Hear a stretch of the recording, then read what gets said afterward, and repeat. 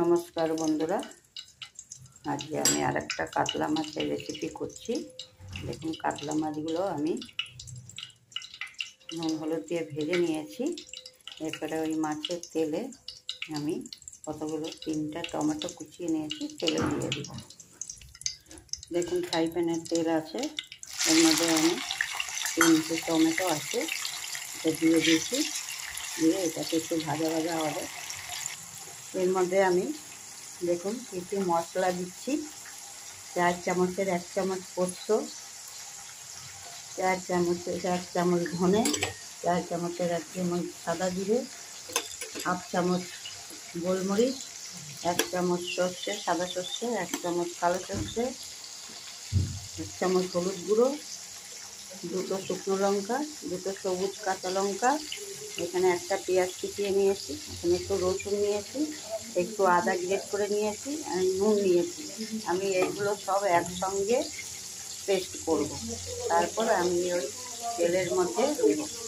সব উপকরণগুলো আমি মিক্সির জারে দিয়ে দিয়েছি। এবারে আমি এগুলোকে পেস্ট করব।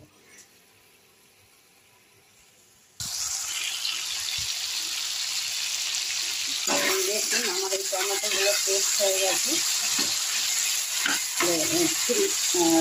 সরি, এই টমেটোগুলো ভাজা হয়ে গেছে, একটু দিয়ে দিয়েছি, টমেটোগুলো গলে গেছে, মশলাটাও আমার পেস্ট হয়ে গেছে। মশলাটা এখন দিয়ে দিই, দিয়ে এখন এটা একটু কষাবো। মশলাগুলো কষানো হয়ে গেছে, আমি এর মধ্যে মিক্সি দেওয়া জলটা দিয়ে দিলাম। আর একটু জল দিলাম, আমি এটা বেশি গ্রেভি হবে না, শুকনো শুকনোই হবে, ঝোল বেশি হবে না। এর মধ্যে এখন আমি একটু ধনে পাতা অ্যাড করবো, তারপরে আমি মাছগুলো দিয়ে দেবো।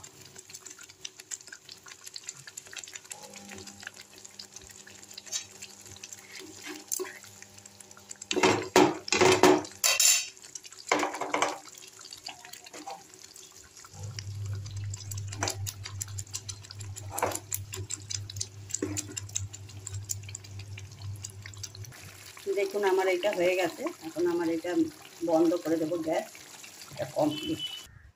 এই দেখুন, আমার কাতলা মাছের রেসিপি কমপ্লিট হয়েছে।